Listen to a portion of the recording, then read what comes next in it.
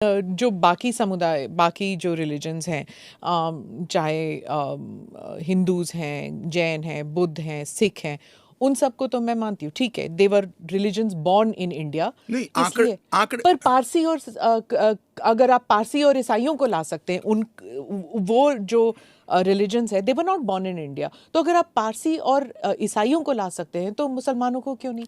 देखिए, मुस्लिम आबादी के लिए ही वो हिस्सा आज भारत का भाग नहीं है। वो भूमि इसीलिए दे दी गई थी। फिर तो हर देश से अव्यवस्था से जो आना चाहिए, इसके लिए भारत के दरवाजे खोल लो। भारत कहां बचता है?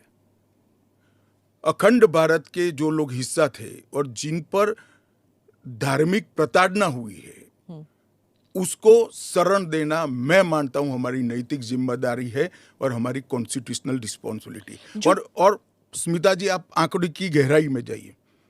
जब विभाजन हुआ तब पाकिस्तान में 23% हिंदू थे, हिंदू और सिख थे। आज 3.7% बच गए। कहाँ गए सारे?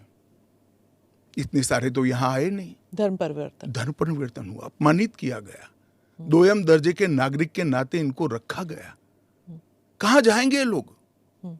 क्या देश इसका विचार नहीं करेगा? देश की पार्लियामेंट इसका विचार नहीं करेगी? देश की पॉलिटिकल पार्टियों ने इनका विचार नहीं करना चाहिए? इसमें अहमदी मैं है, बांग्लादेश बलोच भी है। मैं बांग्लादेश की बात करता हूँ जी।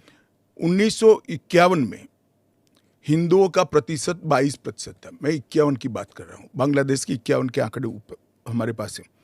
2011 की जनगणना में वो 10% रह गए। कहाँ गए वो लोग? अफगानिस्तान 1992 के पूर्व, मैं 92 के आंकड़े मेरे पास लगभग 2 लाख सिख और हिंदू थे और आज करीब 500 बच गए।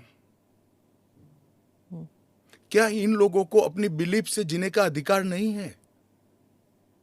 वो जब भारत एक था तब हमारे ही थे, हमारे ही भाई है, हमारी ही बहन है, हमारी ही माता है। अगर यही थ्योरी को आप अपना लो तो पार्टीशन के बाद इतने सारे शरणार्थियों को क्यों लिया? उसका भी तर्क नहीं है फिर तो।